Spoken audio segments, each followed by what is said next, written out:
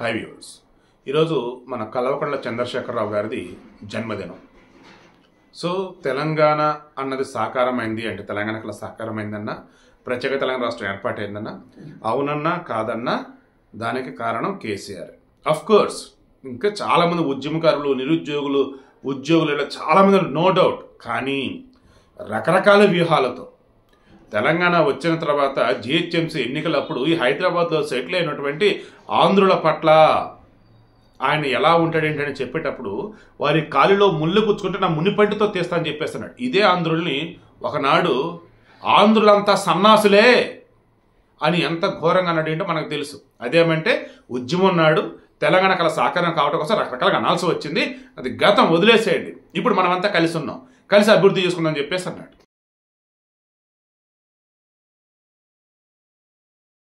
So అటువంటి కేసీఆర్ గారి గురించి బెస్ట్ వేలో వీడేద్దామని చెప్పేసి నేను కంటెంట్ రెడీ చేస్తూ ఉంటే, దేవుడా, నేషనల్ డ్యామ్ సేఫ్టీ అథారిటీ వాళ్ళు ఇచ్చినటువంటి ఆ సూచన చూసి నాకు మైండ్ బ్లాక్ అయిపోయింది ఏకంగా. ఉత్తమ్ కుమార్ రెడ్డి ప్రజెంట్ నీటిపారుదల శాఖ మంత్రిగా ఉన్నారు కదా. సో ఆల్రెడీ మొన్న మేడిగడ్డకు సంబంధించి వాళ్ళు వెళ్ళటం, పరిశీలించడం, విజిలెన్స్ వాళ్ళ నివేదిక తీసుకోవటం, ఈలోపు కాగ్ రిపోర్ట్ రావటం, ఇవన్నీ అయినాయి. ఆల్రెడీ అసెంబ్లీలో మాట్లాడి ఉన్నారు.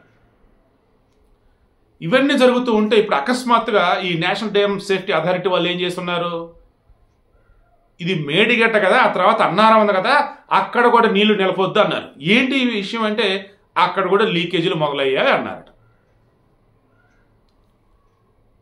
అసలు ఎంత దారుణం అంటే, నేను ఇప్పుడే చూసే రిపోర్ట్ కూడా, అంటే ఇన్ ద సెన్స్ మన ఉత్తమ్ కుమార్ గారు చెప్పిన అనుకునే అంశాలు, గతంలో వైఎస్ రాజశేఖర రెడ్డి ఉన్నప్పుడు ఈ ప్రాణహిత చేవెళ్ళ అన్న పథకం ఏదైతే ఉందో సేమ్ ఇప్పుడు కాలుష్యం టైప్ అది కూడా మొత్తం దానిని కాదని కాలుష్యం పట్టుకొచ్చాడు ఈయన. ఆ ప్రాణహిత చేవెళ్ళకైతే 35,000 కోట్ల 800 అంటే 35,800 కోట్లతో అయిపోతుంది. సో మహా అయితే అంచనాలు పెరిగాను అనుకున్న 40,000 కోట్లతో ఖచ్చితంగా ప్రాజెక్ట్ ఇప్పటి కంప్లీట్ అయిపోయాయి. కానీ డిజైన్స్ మార్చి కేసీఆర్ ఏం చేశాడు, కాళేశ్వరం ప్రాజెక్ట్ అని చెప్పేసి అన్నారు. మేడిగడ్డ దగ్గర మొదలెడితే మొత్తం 3 బ్యారేజీలు, 15 రిజర్వాయర్లు, కొన్ని 100 కిలోమీటర్లు వచ్చేసి సొరంగ మార్గాలు, అవి ఇవి ఊరు దేవుడు చెప్పుడు. నో డౌట్ ఇది ఒక మెగా ప్రాజెక్టే. అందుకే మెగా ఇంజనీరింగ్ వాళ్ళకి ఇచ్చినట్టుగా ఉన్నారు. అఫ్ కోర్స్ ఇందులో కూడా మళ్ళీ కొన్ని రకరకాలుగా జరిగినాయి అనుకోండి. కొన్ని మొన్న ఈ మేడిగడ్డ ఎల్ఎన్టీ వాళ్ళు కదా చేసింది లైక్ ఇలా, బట్ అధిక శాతం అయితే మెగా ఇంజనీరింగ్ వాళ్ళే చేస్తున్నారు. సో ఇప్పుడు విషయం ఏంటి, ఉత్తమ్ కుమార్ రెడ్డి చెప్పింది ఏంటో తెలుసా, ఈ నేషనల్ డ్యామ్ సేఫ్టీ అథారిటీ వాళ్ళు చెప్పింది కానీ, కాగ్ రిపోర్ట్ ఇచ్చింది కానీ, ఇవన్నీ చెక్ చేసి ఇప్పుడు సెంట్రల్ విజిలెన్స్ ఇచ్చింది కానీ మొత్తం చూస్తే ఆల్రెడీ ఈ కాళేశ్వరానికి పెట్టిన ఖర్చుతో పాటు ఇంకా కొన్ని వేల కోట్లు ఖర్చు పెడితే తప్ప టోటల్గా కాళేశ్వరం ప్రాజెక్టు కంప్లీట్ కాదు. మొత్తంగా చూస్తే వీళ్ళ ప్రాణహిత చేయవెళ్ళదానికి సంబంధించి మహా అయితే 45,000 కోట్లతో కంప్లీట్ అయిపోయేదానికి ఈరోజు 2 లక్షల కోట్లు దాదాపు ఈ కాళేశ్వరానికి కాలుష్యం అవ్వాలంటే 2 లక్షల కోట్లు దాదాపు పెట్టాల్సి వస్తుంది. ఇది ఎంతరా బాబు అంటే ఇది నాకు నిజంగా షాక్ అనమాట. మొన్న చెప్పాను, తెల్ల ఏనుగు అని చెప్పేసి, ఇదే తెల్ల ఏనుగు కూడా, దాని అమ్మ మొగుడు కూడా, దాని అమ్మమ్మ మొగుడు అన్నట్టు ఈ కాళేశ్వరం అయితే. రూపాయి ఖర్చు పెడితేనట దానివల్ల వచ్చే లబ్ధి 55 పైసలు 52 పైసలు ఆట. అంటే ఏంటి, ఇప్పుడు నేను రూపాయి ఖర్చు పెడితే నాకు 2 రూపాయలు రావాలి, కనీసం రూపాయలన్నా రావాలి. సరిలేరా బాబు, నువ్వు ఎంత ఇచ్చావు అంతేస్తున్నావు తీసుకో అని సరే అవతలలో చేయాలి. కానీ నేను రూపాయి ఖర్చు పెడితే నాకు తిరిగి వచ్చేది అంతా 55 పైసలు. అంటే నేను ఖర్చు పెడతాం అవసరమా? అనవసరం కదా. కానీ ఖర్చు పెట్టక తప్పదు. అదే తెల్ల ఏనుగు కాన్సెప్ట్ నేను చెప్పింది. భరించలేనటువంటిది. జయప్రకాష్ నారాయణ నెత్తునరు మొత్తుకున్నా అదే. ఆ రోజు నేను కూడా చెప్పుకున్నా కాళేశ్వరం ప్రాజెక్ట్ సంబంధించి ఎక్కడ తేడా కొడుతుందని చెప్పేసి. నేను మెయిన్గా అవుటర్ రింగ్ రోడ్ చుట్టూతో వీళ్ళు మెట్రో అంటే నేను దానికి విత్ ఎగ్జాంపుల్స్ కూడా నేను చెప్పుకుంటూ వెళ్ళిపోయా. కాళేశ్వరం ప్రాజెక్ట్ సంబంధించిన అంత ఇండెప్త్ వెళ్ళలే, బట్ మెట్రోకి మాత్రం నేను లింక్ చేసి చెప్పున్నాను.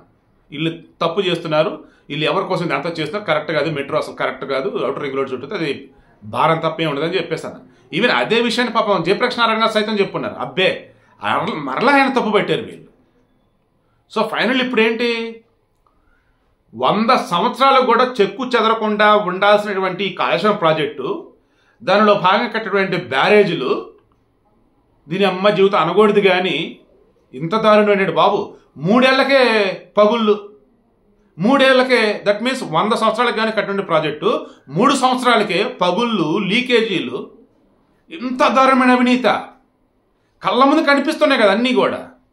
మరలా ఈ బీఆర్ఎస్ వాళ్ళు త్వరలో కాంగ్రెస్ గవర్నమెంట్ పడిపోయిద్ది, మరలా కేసీఆర్ ముఖ్యమంత్రి అవుతారు, అసలు ఎలా చెప్తారో నాకు అర్థం కావట్లా. ఆ బ్యారేజ్ పిల్లర్ కుంగితే ఆ బ్యారేజ్ పిల్లర్లు వచ్చేసి పగులు ఇస్తే దానికి ఇష్యూ చేస్తారని చెప్పేసి హరీష్ రావు అంటారు. అసలు నిజంగా వీళ్ళకి మాట్లాడే అర్హత ఉందా? అసలు తప్పు జరిగిందని క్షమాపణ చెప్పి ఏం జరిగిందంటే అంత కలిసి చూద్దామని చెప్పేసి అనకుండా ఏం పెకటానికి వెళ్ళారు మేడిగడ్డ అని చెప్పేసి ఈయన కేసీఆర్ అంటాడు. అసెంబ్లీకి రావడానికి ఇబ్బంది ఆయనకి. ఆయన ఉంటే బంజారాహిల్స్లో నందినగరం, అక్కడి నుంచి ఈ అసెంబ్లీ వచ్చేసి హార్డ్లీ ఉంటే 7 కిలోమీటర్లు 6 కిలోమీటర్లు ఉండేది. అట్లాంటిది 7 కిలోమీటర్లు 6 కిలోమీటర్లు అంటే ఇబ్బంది, హెల్త్ ఇష్యూస్. ఇదే నందినగరం నుంచి నల్గొండ 120 కిలోమీటర్ 130 కిలోమీటర్ దూరం. ఆడికి వెళ్ళాడు మళ్ళీ ఈయన.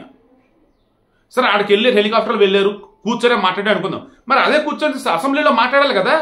మేడిగడ్డకు సంబంధించో లేదంటే కాళేశ్వరం సంబంధించో మీరు చెప్తున్న తప్పు, ఆడ అసలు పగుళ్ళు ఏమి లేవు ఒకవేళ పగుళ్ళు వచ్చినా అది తాత్కాలికమో లేదంటే రిపేర్ చేయొచ్చు, వాట్ ఎవర్ ఇట్ ఈస్ మీరు చెప్పాలి కదా. గతంలో ఇదే కేసీఆర్ ముఖ్యమంత్రిగా ఉన్నప్పుడు సారీ టు సే దిస్ అహంకారంతో ఆయన మాట్లాడిన మాటలు ఇప్పటికీ నా చెవులు తిరుగుతూనే ఉన్నాయి. ఎదుటిన్నోళ్ళు ఏదైనా క్వశ్చన్ చేస్తే ఆపు, ఏ క్వశ్చన్ అది, ఇంకెవరైనా అడిగితే నువ్వు ఏదో కిరికిరి పెట్టాలని చూస్తున్నావు, నీకు తెలియదు కూర్చో, ఇంకొక రకంగా జర్నలిస్టులని కూడా క్వశ్చన్లు అడగనీయకుండా ఎవరైనా వచ్చేతో నీ తెలియదు నేను చెప్తా నేను చెప్పేసి అనటం. ఈ ప్రాజెక్ట్ ఇదంతా కూడా నేను డిజైన్ చేశాను నవ్వేలా అని చెప్పిన సందర్భాలు కూడా ఉన్నాయి ఇండైరెక్ట్గా. సో ఫైనల్ ఇప్పుడు నేను చెప్తున్నా, ఐఎమ్ షూర్ అటు రేవంత్ రెడ్డి కానీ ఇటు ఉత్తమ్ కుమార్ రెడ్డి కానీ అటు కాక్ కానీ రిమైనింగ్ తెలంగాణ ఇరిగేషన్ డిపార్ట్మెంట్ వాళ్ళు వీళ్ళు మొత్తం ఎక్స్పర్ట్స్ కూడా కాళేశ్వరం ప్రాజెక్టులో అవినీతి జరిగిందని ఖరాఖండిగా చెప్తున్నారు. అది విత్ వ్యాలిడ్ ప్రూఫ్స్ అంతా కూడా జల్లెడబడతా ఉన్నారు. వన్స్ ఆ వ్యాలిడ్ ప్రూఫ్స్ కనుక వచ్చాయి అంటే గవర్నమెంట్ చేతికి ఏ క్షణమైనా కేసును అరెస్ట్ చేయడం ఖాయమని నాకైతే అనిపిస్తా ఉంది. మీకేమనిపిస్తుంది కింద కామెంట్ రూపంలో తెలియచేయండి.